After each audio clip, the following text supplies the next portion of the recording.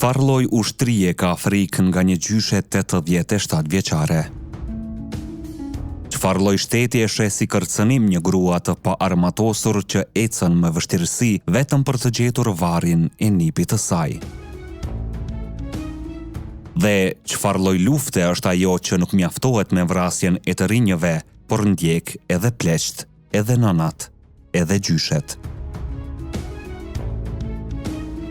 Më 22 maj 1999, vetëm pak javë para çlirimit të Kosovës, forcat serbe kryen një nga aktet më të errëta dhe më çnjerëzore të asaj lufte. Ata nuk vranë një luftëtar, nuk vranë një ushtar të armatosur, nuk vranë një njeri në betejë. Ata vranë një grua të moshuar, e cila po ecte për të qarë nipin e saj të rënë. Emri i saj ishte Naile Canolli Jahiri, por populli e njohu dhe e kujton si Gjyshja Nole. Një emër i thjesht, por që sot peshon rënd në ndërgjegjen kombëtare, sepse historia e saj nuk flet vetëm për një vrasje, por për thelbin e asaj që ndodhi në Kosovë, për një luftë ku synua zhdukja e njeriut, kujtesës dhe dinjitetit. Kjo nuk është vetëm një histori dhimbjeje, kjo është një akuzë e gjallë ndaj krimit. Para se të vazhdojmë këtë histori që ta trondit shpirtin, pëlqeni videon dhe abonohuni në kanalin Histori Epike, sepse këtu nuk tregojmë thjesht histori, këtu i rikthejmë në ndërgjegje emrat që nuk guxojnë të harrohen. Naile Canolli Jahiri u lind në vitin 1912, ajo jetoi një shekull të trazuar. Duke parë ndryshime pushtetesh, varfëri, padrejtësi dhe dhimbje që u përsëritën brez pas brezi mbi shqiptarët e Kosovës. Jeta e saj nuk ishte e lehtë, por ishte ndërtuar mbi durimin, punën dhe përkushtimin ndaj fëmijëve. Si shumë gra shqiptare, ajo nuk u shkrua në libra, por u gdhend në jetën e përditshme, në sakrificën e heshtur dhe në mbajtjen gjallë të shtëpisë dhe gjakut. Kur shpërtheu lufta e fundit në Kosovë, Gjyshja Nole ishte tashmë e moshuar. Por mosha nuk ja kishte zbehur as ndjenjat, as lidhjen me një prit, as dashurinë për familjen. Njëri prej tyre, Bahtir Jahiri, ishte rreshtuar në radhët e ushtrisë çlirimtare të Kosovës. Ai kishte zgjedhur rrugën e rezistencës dhe kishte rënë dëshmor gjatë ofenzivës së Marrecit, duke u bërë martir i kombit.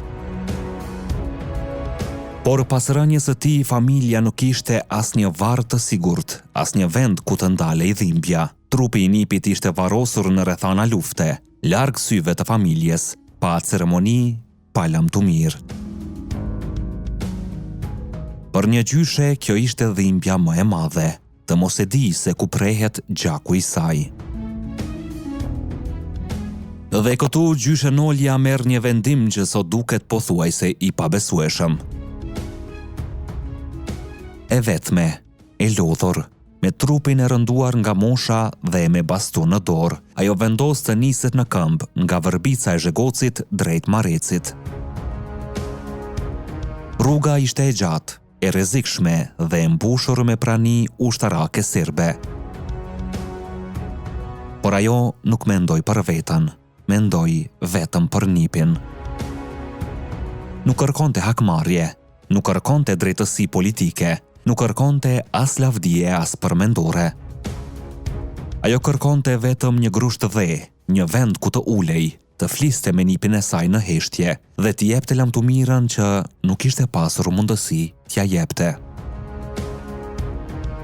Ky udhëtim që për çdo njeri tjetër do të ishte i pamundur, për të u bë një detyrim moral. Sepse për një gjyshe shqiptare gjaku nuk harrohet dhe as nuk lihet pa u qarë. Por në atë rrugë ajo nuk u përball me mëshirë. U përball me armë. Forcat serbe e ndalën. Përballë tyre ishte një grua 87 vjeçare, e pa armatosur, e cila mezi qëndronte në këmbë. Nuk ishte asnjë arsye, asnjë justifikim, asnjë rrethan që ta kthente atë në objekt ushtarak. Dhe megjithatë, ata vendosën ta vrasin. Plumbi që e goditi gjyshen Olën ishte një akt i pastër krimi. Ai tregoi qartë se kjo luftë nuk ishte kufi moral dhe se dhuna nuk kursente askënd, as ata që nuk kishin asnjë lidhje me frontin. Vrasja e saj ndodhi vetëm pak javë para çlirimit të Kosovës. Ajo ishte aq afër ditës kur kjo tokë do të merrte frymë lirë.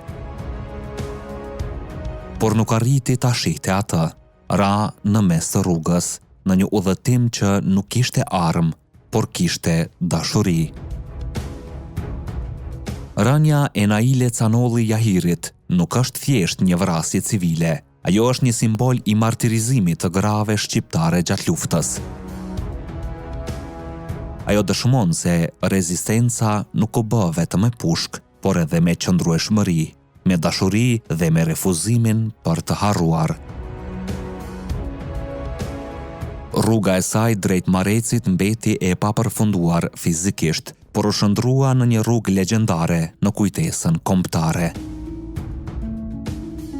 Sepse ka histori që nuk kanë nevojë për përfundim, mjafton të jenë të vërteta për të jetuar përgjithmonë.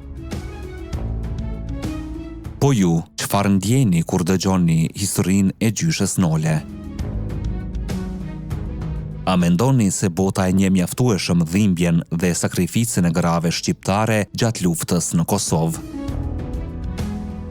A është kjo një nga dëshmitë më të forta se kjo luftë ishte luftë kundër civilëve dhe njerëzimit? Shkruani mendimin tuaj në komente dhe ndani këtë video, sepse heshtja është aleati më i madh i harresës. Ne jemi histori epike, aty ku e kaluara rilind.